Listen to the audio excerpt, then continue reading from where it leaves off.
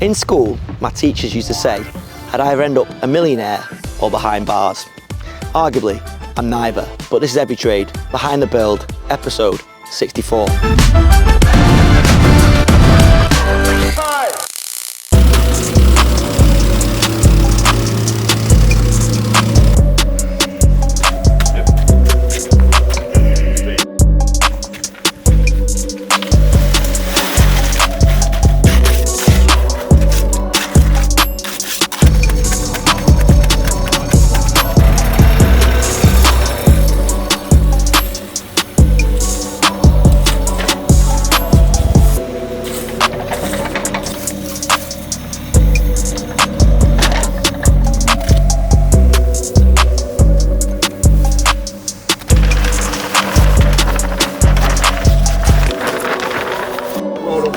Coming down to you, folks.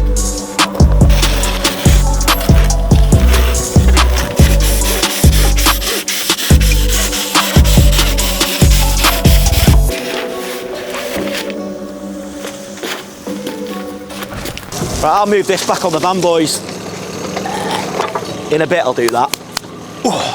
So, I'm on site at Project Grange.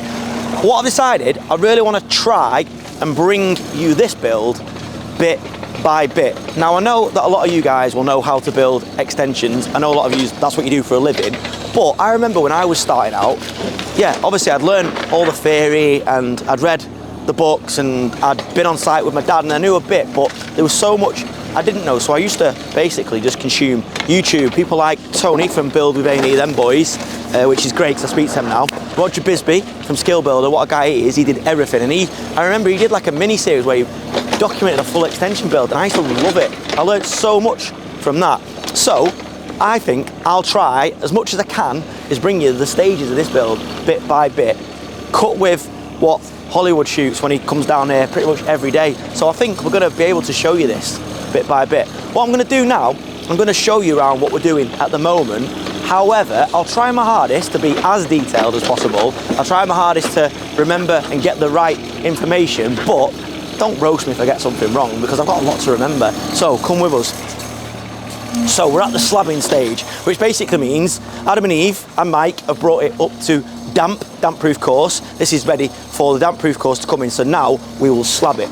On this job, we thought, because of the ground conditions, we might need to pile it. However, the building control officer has said that no, he's happy with the ground conditions. He's given us a solution for this drain here, which I talked about in the last episode, but what he does want to see is a suspended slab. And the reason it is because there's obviously danger that if a drain collapses, if the ground conditions aren't great, you get some movement, some lateral movement, all types of movement in the slab, and it could crack, which nobody wants. So what he specified is a suspended slab. So I'll try and talk you through it.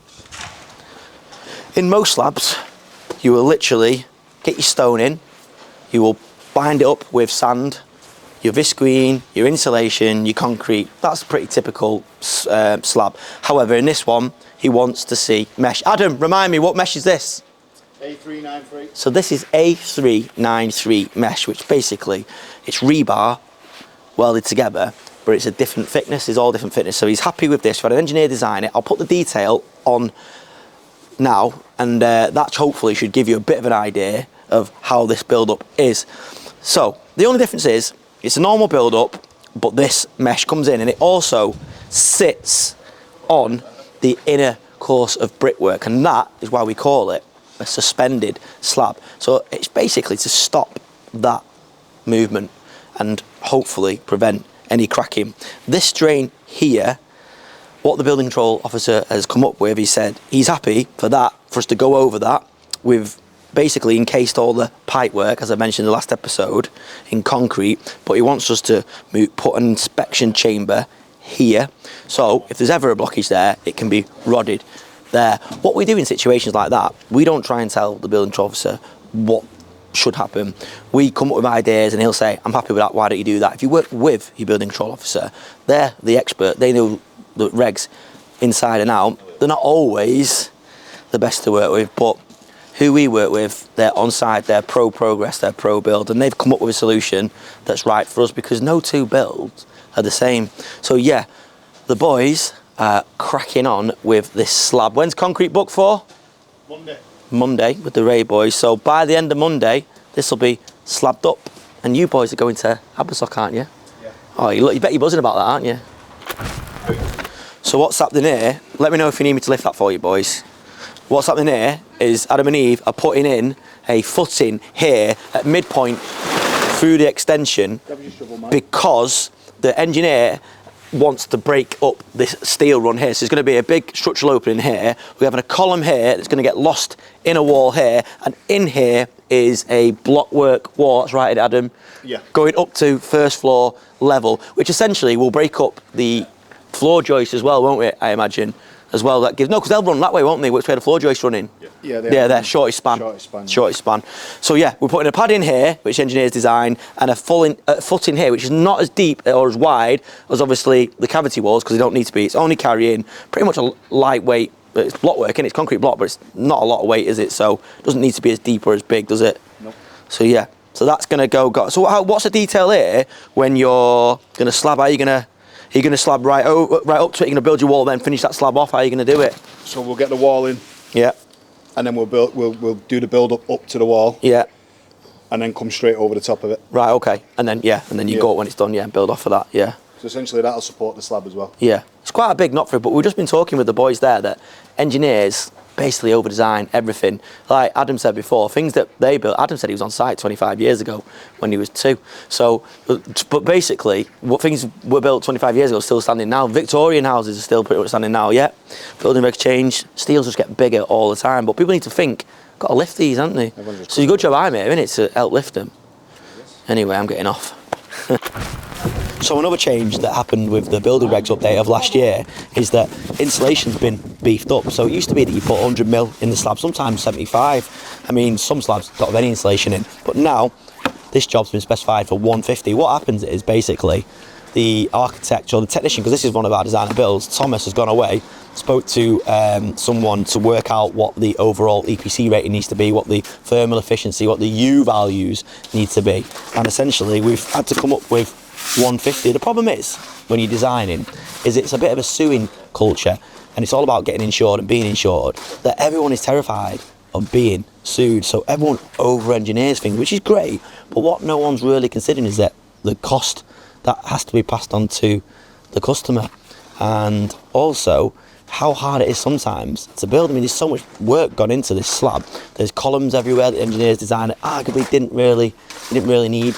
Don't forget, they used to use timber over windows and stuff back in the day, and you know, but that's not our problem, is it? We're just there to do a job, and we've got to follow what the smarter people tell us we've got to do. But it is what it is. But it is getting more expensive to build.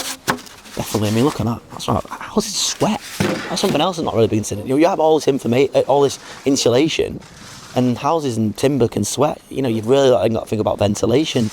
So yeah, it is what it is. But it is getting harder to build. So it's break time on site now. Mike's got the biggest pile of sandwiches I've ever seen in my life. Basically a full loaf of bread.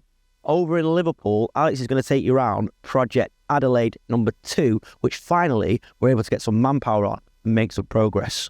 Over to Mr. Riddick. It's funny watching the students. You can tell it's end of September, start of October now, as all the students have moved in, all the houses.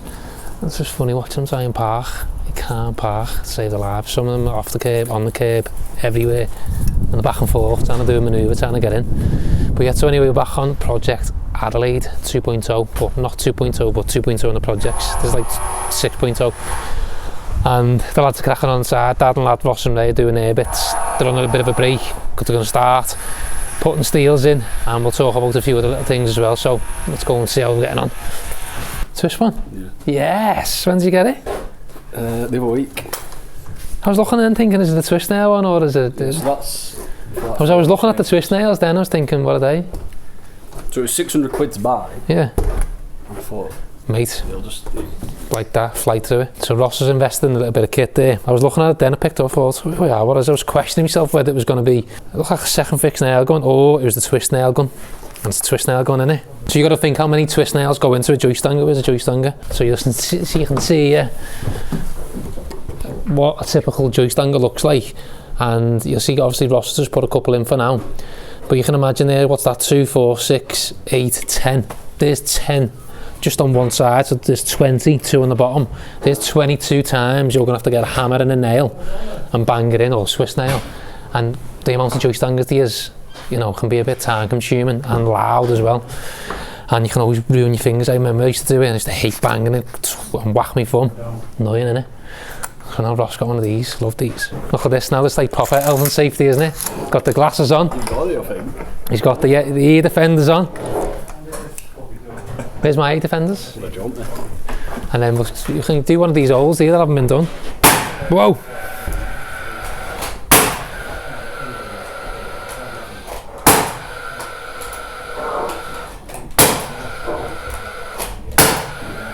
Ah, lovely.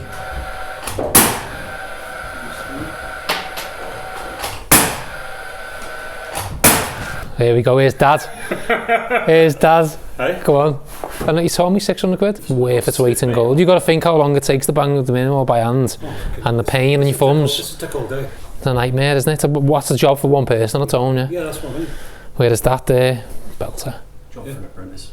Job for an apprentice, yeah, you have no thumbs left. So yeah, love a little bit of kit like that. As you can see, the floor for the loft is going in. You can see the difference in the height change. So this is the existing that we're standing on. And you can see how close it is to my head. Obviously, we'll be down here once we're in, probably about that high. So this is how much lower the next floor is going to go down. And you can see the difference on the windows as well. That's where our window basic goes in. But yeah, so Dad and Lad, Ross and Ray, cracking on, doing what they need to do to get this in. They've done the hard part now, setting out. I always like to measure each floor with all the lads as well, whoever it is, no matter who it is, just to make sure it's bang on, because if you get this wrong, it'll just ruin the whole job and the whole layout. So you need to make sure it's right. Each house is slightly different, and it could be different by 50 or 100 mil, but that 50 or 100 mil makes a massive difference in the loft on the front and back bedrooms because of the pitch. If you get that wrong and put it too high, you'd be too close to the purlins and too close to the pitch, or your floor space or your usable floor space is not counted for, because you can only account for 1.5 high and whatever that floor space is for HMO license. So we need to make sure it's in. And as I say, there's a couple of little tricks that we do with the floors and the existing floors and the ground floor to get it right. And as I say, each house is slightly different because they're all on a bit of a hill, and some of the pitch is a little bit out compared to others, so we always have to go through it all. And there's like a bit of a scientific approach to it. It takes about 20 minutes, half an hour to just measure everywhere, double check the levels outside with the extension, because the ground floor needs to run through and not be too far below the existing outside floor. Same with the steps in the front. How many steps have you got to play with on the front door? And then backtrack then from the purlin heights, because each purlin is slightly different in height on each house that we've done. So again, just going through it all, double checking measurements until we get to where we think is the right measurement, which we've done, which is this now. Finished floor height, just 22 mil board on top of there, and then this gives it. So once this floor's in, this floor comes out, and then we build the next one. You'll see people or other people who do HMOs, they'll just rip the whole thing out and you stand on the ground floor and you can see the roof. We used to do that, we don't do it no more, because as I say, I don't like to not sleep at night when it's a windy or stormy day or stormy night, and I think the house is going to blow down, or the back outrigger of the house is going to fall in or cave in. So what we do now is this, and it also gives you a decent platform to work off. When you do it the other way, you're obviously building from the ground up and you're trying to remove all your stuff and stuff, but at the minute we're putting this floor in whilst the lads are doing the external work. So they're working downstairs and we're working upstairs safe on a platform, which is the existing floor, and they can crack on doing what they're doing. So you can do multiple things at once rather than take the whole thing out and you're waiting for things to be built. So you can work top to bottom at the same time, which is good. I can hear Christine's voices now, so won't speak to him in a minute. But yeah, as I say, looking good so far. Our part's done. Easy part now is just infill it. Now they'll put all the joist hangers on each point and then put all the piece of timber in the joist, put them ones that way, and then board it in 22 mil T&G. Need to make sure there's glue everywhere and make sure every single joist hanger has got all the twist nails in, because I just do not like creaking floors. It needs to be solid because it's a brand new floor, and up to now it's looking good.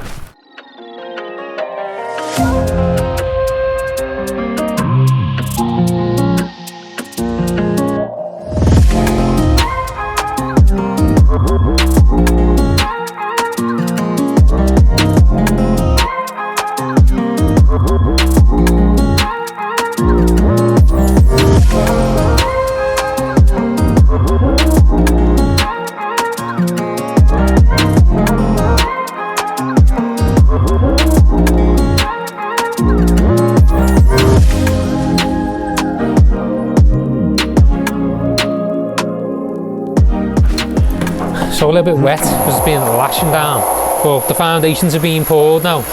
And the lads are just getting ready to do the knock through. The steels are being delivered. Christian's just been setting heights now. Dad and lad Ross and Ray started putting the floor in. He's been able to work down off our measurements to set the steel height in. Because as I say, we want our steel just to be just above the floor on this lower floor. So the ball will run right the way through. There's no boxing in or anything, no bulkheads or anything like that. Got a nice clean transition right the way through on the ceiling. So all that goes in, aren't they? We try to get done today. Match One weekend, one go. So you've acroed it all up, haven't you? Yes, prepped up the floors above. Yeah. And just need to cut it and set in the steel again. Sound. The new level. Pad stones here, yeah, got them all. Got the pad stones, yeah. Yes, got the pad stones, got the spreading plate. Yeah. But it looks like only just one side be able to set up the spreading plate. Not there now. You can do it there, can't you? Because you mean next door? Yeah, maybe next door. You just cut it, you have to cut into it. Yeah, cut it in, grind it in. And Yeah, just so what Christian's on about there is a spread plate. So when we put the steels in onto a pad stone, we also put a metal plate in to spread the weight as well. What have they said about building here now? Did you ask her? Building control? Yes. What did they say? Got to build. Same stuff. Like all others building control. So yeah, because next door they built and they built too far over. Building control wants to build our own cavity and double skinned, don't we? Double skinned. Which is, we lose about how much 300 this side. No, And about 100 mil on them side. Probably lose 100 mil. We have a 100 mil nib big enough, but is what it is. So as well as doing this one, obviously that's another one of ours. This is, I think that's 5 years old, is it? 5 years old. Well, 5 years old, yeah. Leopold. So you'll see, obviously, what we've done for years now, same sort of stuff, full render. Back then we were banging the dormers up as well, as you can see. The trims come off either side there, which you're going to have to get up, Christian sort, army there. Yeah, but as you can see, look how, as like 5 years old, still looks nice, pristine. You can see the concrete. Yeah, printed Concrete got in. The doors coming a bit washed out like with the paint, but other than that, it's good. Other than the trims coming off the dormer, looks sound. Still. Still sound. No cracks, no nothing, not falling down. All good, nice render. So that's the one we moved to. How many hours have you done in that now then? 3. Actually, yes. You've done Albert Edward. Yes, Albert Edward. Adelaide. Adelaide said lot. We're using lot. It's the wrong one. It's that. Steel grey. We moved to steel grey. Steel grey over there. Not Princess Grey. Remember it said fuck this swear. I know why you done it. Because we had some extra sibs left over. Yes. And you used them up. 9 or 10 Yeah, buckets. but then you get. That's why. Where did we get them from? Because it was the wrong order. I thought the 9 Cameron Street. No, there was a job. We and Christian going on about render. Yeah. One of the houses we changed a couple of years ago to the different colour render, but then we had loads of X and subs left over for some reason. So we went, just use that on that job. And then Christian's just carried on using it. And I haven't even gone on to myself till I've just seen the house behind. I'm going, that's what it needs to be at. Steel grey. Steel grey, okay. The cranbones are all steel grey.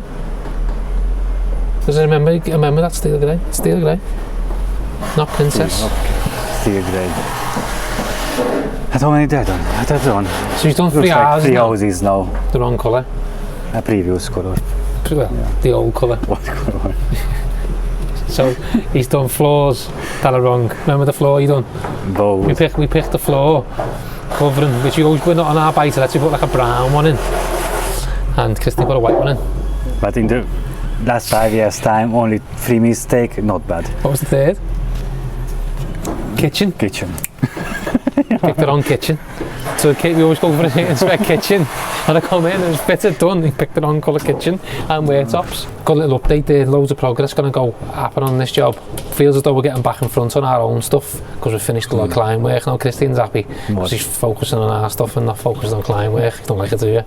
No, not prefer the client job. Better for keep doing guys jobs. Yeah, because there's less questions that need to be answered and there's more free reign to just do what you want and make mistakes.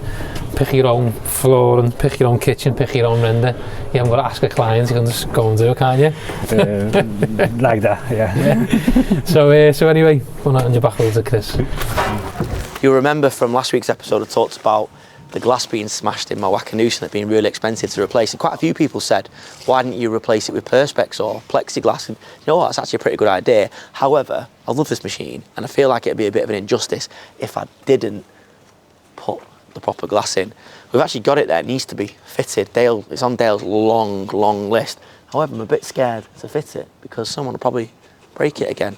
But yeah, the glass, and I actually love the comments, you know, because people come up with some good ideas that I read in the comments and think, why didn't I think of that? Because loads of you guys are experts in your field, or you've retired and you've been there and done it. And you know what? Sometimes it's just good to have a bit of collaboration. So if you have got a good idea for the business, or you think I'm missing something, and it is positive, constructive criticism, then I'm really happy for it. So yeah, that was a good idea, that. And I think maybe I would have considered it when I saw the price. But now I've paid for it, even though it's cost, I'm glad that we're doing the proper stuff, because I want to look after the machines. I want this to last forever. There's nothing wrong with it. It's got low hours, never lets us down. You know, we've had to spend a bit of money maintaining it, but does its job. So yeah. Anyway, back to HQ. Got loads to do, and I'll see you there.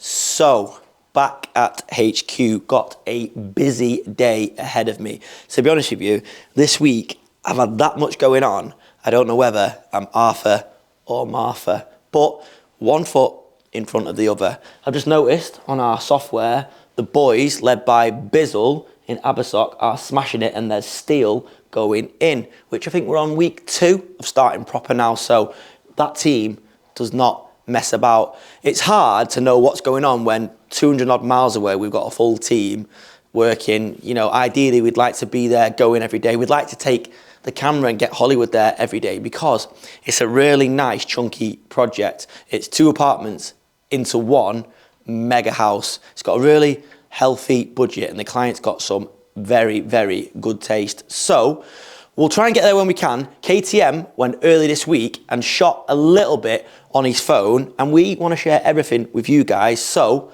let's have a look at what KTM shot.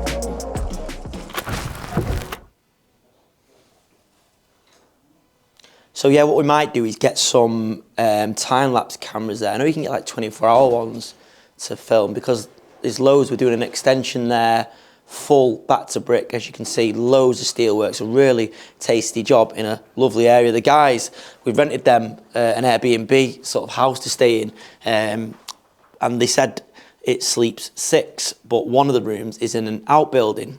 Have a look now at what that outbuilding was. I think 𝗕𝗨𝗟𝗟𝗓 got the short straw, but they're enjoying it, they're loving it. The weather's been good as well, which is nice.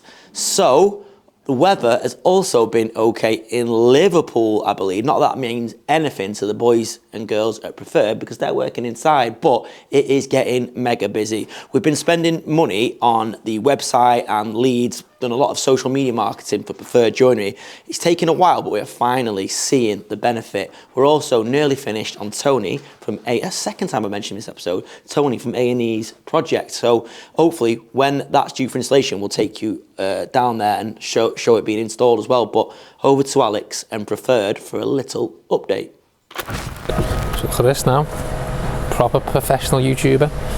So because we're doing so well on YouTube, and I know Chris uses one of these anyway in Manchester, we decided to get one for Liverpool as well. So to try and make the channel more dynamic and to try and catch things that are sort of off the cuff a bit more and stuff that Niall misses when he's with me or when he's not with me, before we'll get one and invest in one. So we've got the Osmo Pocket 3, which is decent. I'm just trying to use it, get to grips with it now.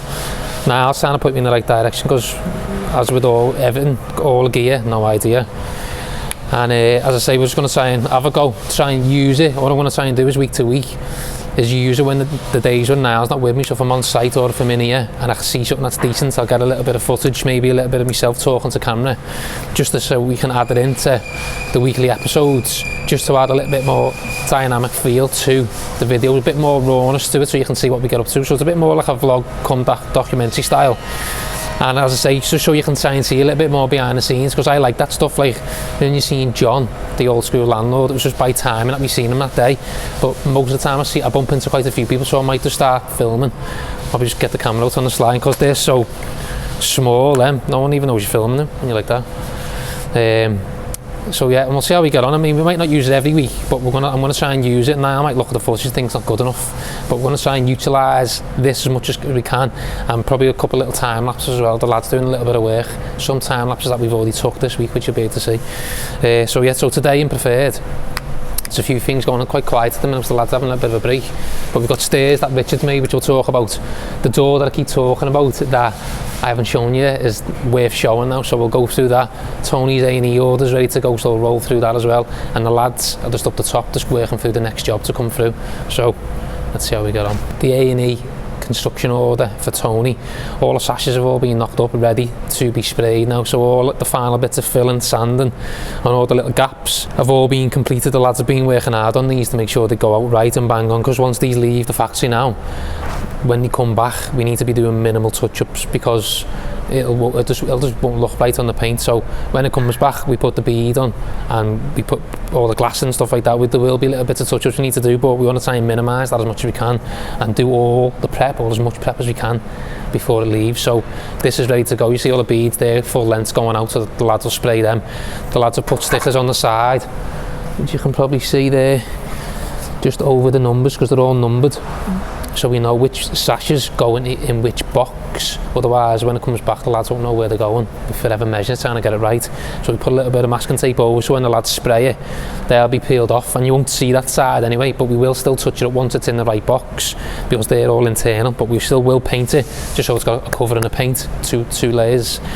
But as I say, yeah, they're ready to roll now. When you look at them, the detail that's in them there, they are nice the way they've been done. The lads have took extra care as well, because it is for Tony. We want to make sure we do a decent job. But them sashes there are nice looking now, really neat. One of the neatest jobs that I've seen come through here.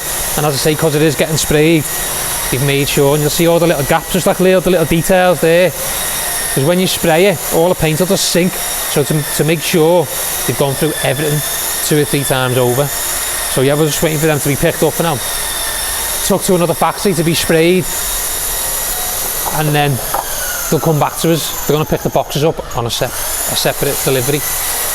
But this is one thing that we've thought about doing as well, because we're so confined to what we've got in terms of space. It'd be brilliant to be able to offer our own sprayed service. Like if we could get that unit next door where the car garage is. Not that it'll ever happen, but it might do. But ideally, it'd be good to have our own spray brew with our own track and do it all ourselves so we've got full control. But the supplier that we use to do the spraying is decent and it does do a good job. So for now, we'll stick to the method that we're doing and then see where we go in the future. But as I say, future plans are to be able to do it ourselves. So the door, I've mentioned 2 or 3 times over now. This is it here now. So it's not fully finished yet. But basically, the customer come in and said, I like the look of this door, can you make it for us? So obviously we can make basically any door you want in terms of timber door. So we said, yes, sound. So as you see there from the photo to the door, it's more or less there. The only thing that's left to be done now is the feature trim, which will sit there. So essentially, I haven't got the exact one, but Craig has a couple of different templates you'll see from other doors that we've done in the past. This one's not the right size, but he'll basically make a template and then form it in hardwood and make it go on. So you'll see different ones that we've used there in the past that people have used on doors, different styles that'll obviously go that way again in half. But to try and get that detail there, we'll form it first in the template and then make sure it all fits and then cut it out properly in the hardwood and then pin it all on. The glass, do you want to stay in glass? I think it's the exact same glass as the picture as well that we're getting for here. So as I say, once the glass comes in, we'll keep you updated with the progress of it. But you'll see the door there, how much detail's into it, how nice it is. Again, this is just from fresh pieces of timber from the top that are being cut down and put into size. And as I say, it's a really nice door, lovely looking front door there. Just trying to build it on my own, try and get it right. So I think obviously it's not fully finished. The joggles with the calls, which I'm learning me phrases here now. So when you have a little piece of timber that overshoots like that, it's called a joggle. And they obviously be cut down once it's all been glued up and dried. But you'll see, so you remember last week, or was it the week before now? We were over the top end with Devo, and Devo was showing the arch that he was working on and what was going to happen. So it's basically built, it just needs fine tuning now. So that's why he comes down here to Craig, and then Craig will dress this up then ready for paint. So in terms of cutting all this back, sanding it down, putting the last bits of filler in, cut the joggles off, and then obviously making sure it still fits and everything's checked off. But as you can see there, probably the wrong way, but still, look at that, beautiful window. This should be the other way around anyway. Which should it be? No, it's right. So it'll be like that, yeah. The bottom sash is a bit restricted, it'll only go up to this point here, but still, you know, look at the detail in that. Lovely window, lovely bit of work as well. There's that bead there. So you've seen, obviously all the sashes are ready now to go out and be sprayed for Tony's job. These are all the boxes for them sashes. Now, these are all being knocked up ready. You'll see, obviously the last little bit of filler's been going on. Will is just going through them now, sanding them off, getting them nice. And the stack that's behind Niall there, that you're going to see, that's all nice and ready now. So they're all more or less finished, ready to be sprayed. There's just a couple of touch-ups to do on the inside and stuff like that to fill the gaps with a bit of cork or a bit more filler, just so that the paint doesn't sink when they get sprayed up. But Will's firing through them, and he's got all these to work through now to just get right. And as I say, to sand off the filler that's been used on the gaps, looks like a lot there, but when you see them ones, you'll see how much it goes down to, just little small pinholes. So it looks like the lads have had to use loads there, but they haven't, just the speed going on with it. Obviously these are already built up. The other day we got some footage, which is what we're going to try and do a little bit more of now when we're not here. The lads actually filmed it, of a little time lapse of the lads putting the boxes together. I like watching them little time lapses like that where the lads are building everything together, but Danny and Craig were knocking them up on the 2 benches and you're just flying through it. When you have a nice order like this where it's like, you know, 20 odd windows, it's dead easy for the lads to just get into a little bit of a routine. When you're doing the other specials like a door or like curved arch windows and the other little one-offs, it's a little bit harder to get into it for the lads, you know, because they've got to set up, get it all ready, it takes a bit of time. But when you've got a nice order going through, which you've got another one after this to go through as well, which is about 25, 26 windows, it's easy for the lads to get in that little rhythm. So as I say, you'll see there once they have been sanded up, the little pinholes there where you're seeing all the filler has been sanded back, and they're looking nice now, ready. And I'll say just a few little bits inside there, a bit of cork in the corners, down the edges just to seal the gaps up, and then when it goes to be sprayed, they'll be nice and clean and flush, and they look like PVC windows really. The finish of a sprayed window on timber is nice, I really like it, mate, really good. But it'll look like a PVC window like a proper good product. Richard saying he can't speak, he's got no voice, so Lost my voice. I'll try and direct you as best you can because I know all about these stairs now. So we've got a set of stairs that are upside down when you're looking at them now. Basically you should be looking at them the other way. Would be much better. Because when I'm looking here now it looks a bit weird. But That's where you walk up that way. But that's the start, isn't it? Yeah, where you come up. That's And this one, step one. a little bit different to what Richard normally does, because I'm trying to work out with you how many kites he is. I call a winder a kite, and Richard's saying there's 9 winders, and I'm saying there's 3. But I just think there's like 3 turns. So if you've got 1 turn, a 2nd turn, and a 3rd turn. And if you hear anyone saying like a kite when it's tweaking upstairs, it's because that actually looks like a kite, that step. So there's like 3 kites. So 1, 2, 3. Your middle winder's the kite. Middle kite winder's always winder, kite, yeah. innit? Yeah. But you call it net winders. So you'd say it as winders, wouldn't you? Yeah, You'd say 9 winders. That's 9 winders on that, yeah. Because you've got to make 9. You're winding round, aren't you, 3 times? Yeah. Or So 9 times. it winds up with 9 steps, like Richard's saying.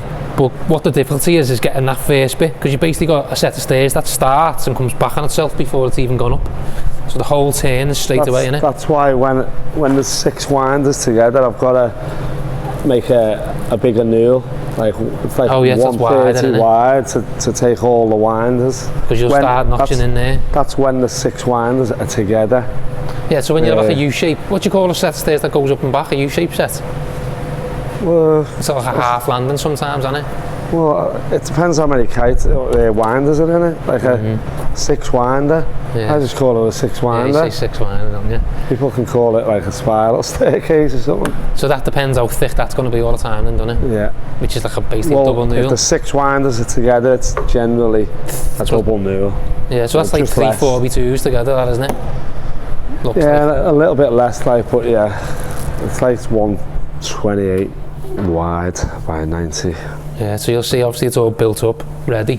Now Rich will strip it down and then it'll go out to site then to be fitted and they'll just put it back together. So how many steps do you take out? All of them? I'll take all them out, yeah. So the only thing left together is the straight? It's just this little straight bit with your pieces to take the winders on the ends, yeah. So you see that whole section there? Does that come off then? No, just that end bit comes off. That bit. That end one comes that off? stringer stays on. Ah, okay, yeah. And that stringer stays on. That Oh yeah, so comes you off. just put a little tap in there, haven't you, for now to hold it, little screw. Yeah, yeah. So you'll take that off. So yeah, good set of stairs there going. Normally we put it in our feature wheel, but this is literally getting tucked down now and going. We just haven't had the room, have we? Got all them bits too going much out. stuff over there, so otherwise I would have Put it built up. it up. So this is Every Trade Behind the Build, episode 100. Imagine me doing that with Chris, as if it was Chris. Oh, thanks for watching. I'm getting used to this now, aren't I? But yeah, so you're going to see a little bit more of this, hopefully, and it'll hopefully add a little bit more to what we try and bring each week. And as I say, we're trying to improve every week because the subscribers are growing, people are watching, people are liking it. Me and Chris being the way we're wired anyway, we want to try and improve all the time. And it's not even really a cost issue or nothing like that. We just want to keep growing, keep doing it. We are busy in what we do day to day anyway in terms of the businesses that we run. So it is hard trying to fit it in because it is good and we are feeling as though we're getting some benefits from it. Not financially, but in terms of like eyes on the businesses across all of them. You know, it's generating a lot of interest. So it's worth doing it for now and keep going, see where we go. So we are trying to improve as best we can. And hopefully it does add a little bit more to the videos each week. So with all that being said, I'm going to hand you back over to Chris now anyway. So again, the man that literally uses everyone's desk is using my desk, but it's okay. I don't mind because we're making progress. We're trying to chase in a big payment at the moment. It's really annoying because we've promised quite a lot of people on the back of it. And it's not like we can pay these other people out of cash flow because it's big numbers. So we're ringing around all the contacts we've got at this company, but no one's coming back to us, even though we were promised it would land today. So it's really frustrating. We want to sort of wrap up and go home and, you know, enjoy our evenings, but now we're on tenterhooks because we're waiting for someone to pay us. But yeah, one of them things.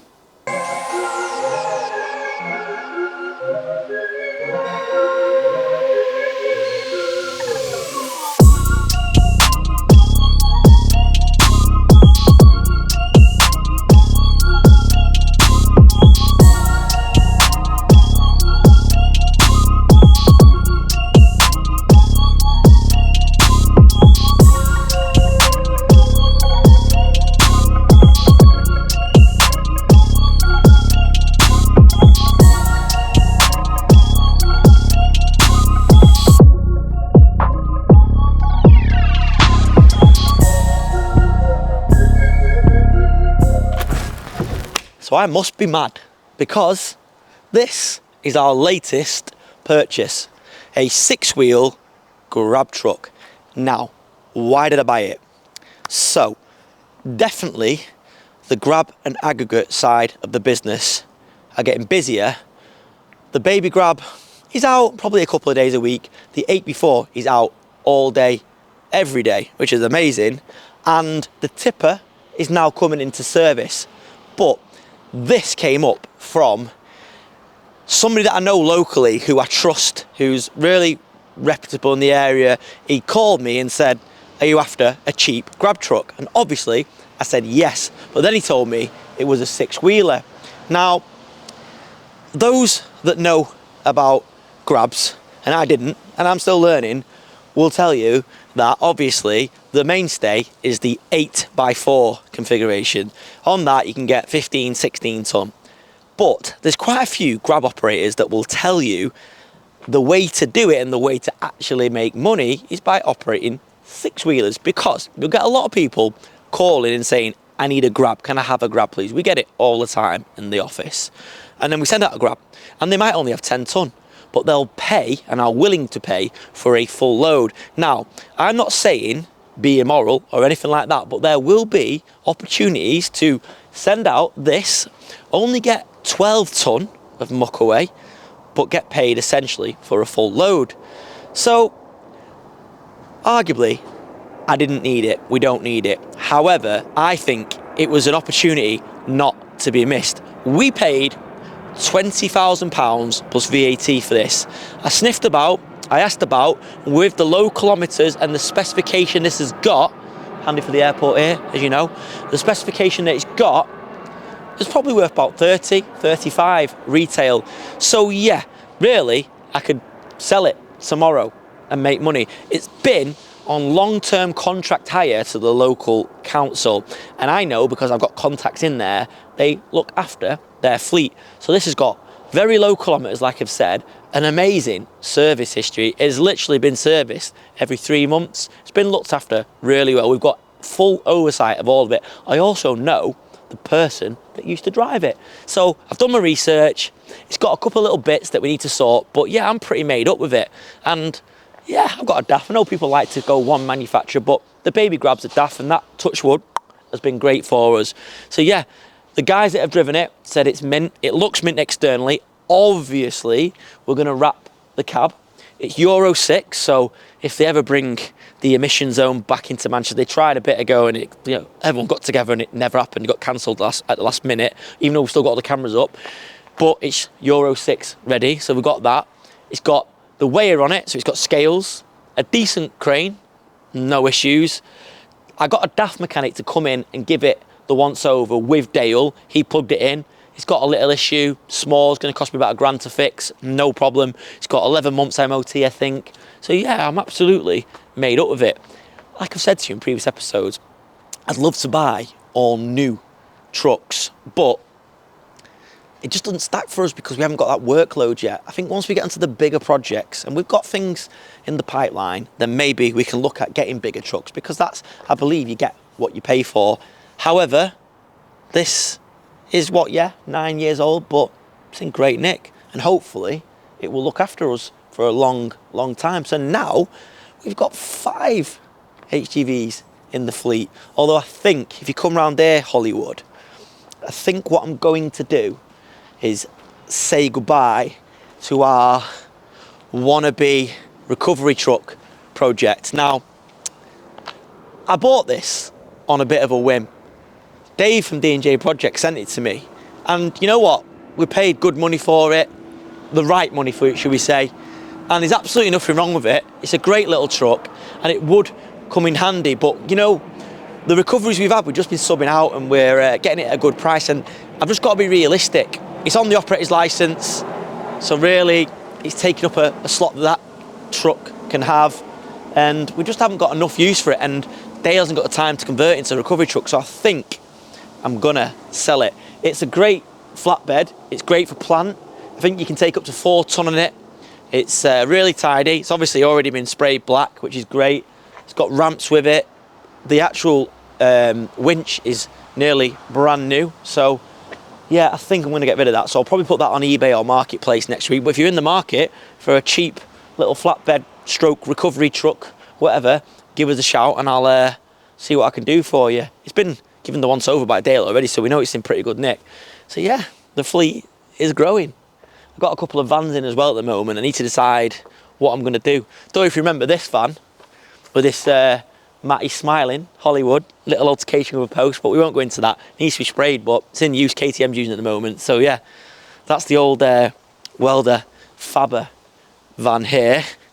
That's come back. I don't know why it's welder Faber. We had it for a few months, didn't he? But that is going to Liverpool to swap with Christian. He's got the big jumbo van whilst we do a bit of work on that. So we've got about 3 or 4 vans in the fleet that are sort of surplus, but I like to keep a couple about us just in case, you know, we need to do a bit of rotation. But I'm going to sell a couple of vans too. So if you're in the market for a very well looked after black van, give us a shout. But yeah, our latest purchase.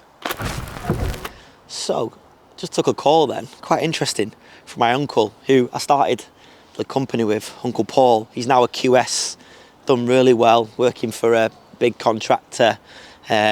Really happy for him. I'm not spoken to him for ages, but he rang me like 3 times. Well, that's weird. And he said, mate, you won't believe it. He's been on a health and safety course today, and I believe the guy might be watching now. And then someone's used one of our episodes as an example of what not to do for health and safety. And he told me, I think it's the last episode where the boys, we got a crane company in to move the containers around in the yard. And with the pressure of doing these episodes, I watch them, but sometimes I just have to trust Hollywood to get them out on time because there's not a lot, we just haven't got enough time to get them out. It's a lot of pressure. And obviously, I'd like to check them to make sure there's nothing stupidly glaring obvious. But at the same time, I also like watching them to know if the boys are making mistakes or there is any sort of glaring issues that I need to fix. And I did notice on that the boys were moving the containers about, and one of the lads didn't have high vis on. The way they were moving the container wasn't great, even though we got a crane company in to do it.